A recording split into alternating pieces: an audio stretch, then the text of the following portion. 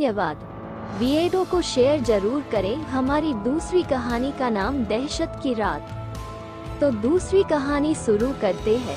यह एक ऐसी डरावनी कहानी है जिसमें एक व्यक्ति देर रात में अपने काम से लौट रहा होता है, जहां रास्ते में उसका सामना एक भेड़िए जैसे दिखने वाले प्रेत से हो जाता है। ये बात तब की है जब मैं एक कंपनी में काम करता था। मैं जिस कंपनी में काम करता था वो कंपनी मेरे गांव से बाहर थी। मुझे घर से कंपनी तक जाने में लगभग आधे घंटे का समय लगता था।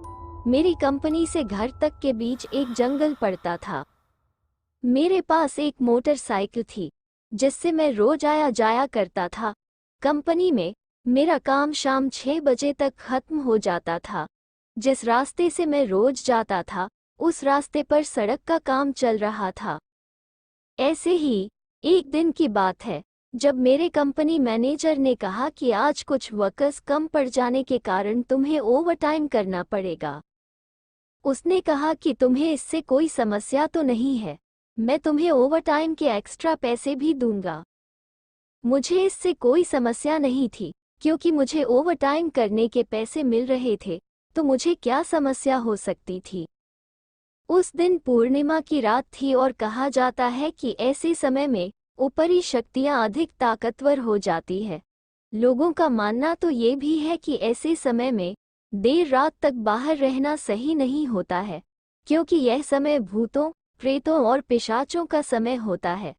कई पश्चिमी संस्कृति में इस समय को मानव भेड़िया, वेयरवुल्व्स का अपने इंसानी रूप से जानवर में बदलने का समय माना जाता है। मेरा काम रात 10 बजे खत्म हुआ। मैंने अपनी मोटरसाइकिल स्टार्ट की और मैं अपने घर की तरफ निकल गया। उस समय मेरी बाइक की स्पीड कम थी क्योंकि जिस सड़क से मैं आ रहा था उस सड़क का काम चलने के कारण मैंने अपनी सुरक्षा के चलते ऐसा किया था। चलते हुए मुझे रास्ते में एक आदमी खड़ा हुआ दिखाई दिया। वो सड़क के किनारे एक पेड़ के पास खड़ा था। मैंने सोचा लगता है कि यह गांव वाला है जो गांव जा रहा होगा और शायद थक गया होगा, इसलिए वहां आराम कर रहा होगा। चलो इसको लिफ्ट दी जाए और मुझे भी गांव में पहुंचने तक सफर का साथी मिल जाएगा। ऐसा सोचकर मैंने अपनी मोटरसाइकिल को उससे थोड़ी दूरी पर रोककर उससे कहा कि भाई कहाँ जाना है? अगर ऐतराज न हो तो मैं तुम्हें कहीं छोड़ दूं क्या? पर उधर से कोई जवाब नहीं आया। मैंने एक बार फिर कहा कि मैं गांव ही जा रहा हूं, तुम कहो तो कहीं छोड़ दूं। लेकिन इस बार भी उसका कोई जवाब नहीं आया, तो मुझे गुस्सा आया और मैंने अपनी बाइक स्टार्ट की घर जाने के लिए। जैसे ही मैंने अपनी बाइक स्टार्ट की वैसे ही वो आदमी मेरी तरफ आने लगा। मैंने सोचा कि अब इसकी अक्ल ठिकाने आए है। अब वो मेरे काफी पास आ गया था। मैंने उसकी तरफ देखा तो चांद की रोशनी में मैंने देखा कि उसके पैर इंसानों की तरह नहीं बल्कि किसी जानवर की तरह लग रहे थे और वो धीरे धीरे पूरा जानवर में बदलता जा रहा था। ये सब देखकर मैंने अपनी बाइक फुल रफ्तार में भगाई।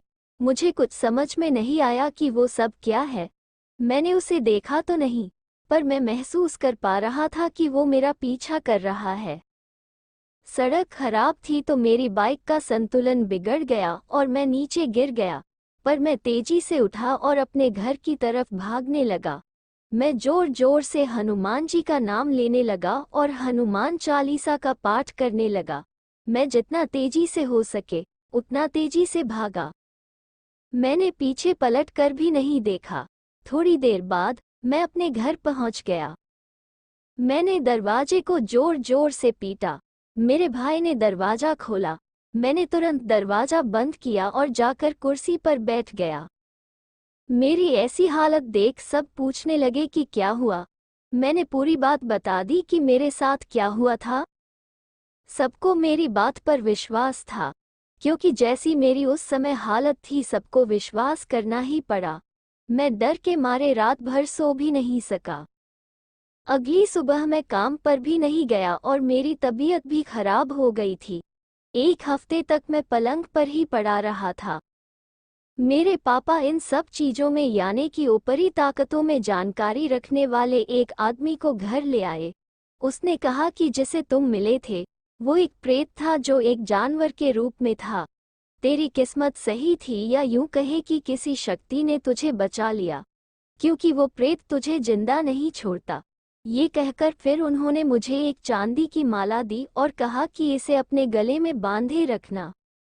कुछ समय बाद मैं ठीक हो गया और मैंने फिर उस प्रेत को कभी नहीं देखा। मैंने उस जगह नौकरी भी छोड़ दी। सो आई होप गाइस आपको ये हॉरर स्टोरी अच्छी लगी होगी।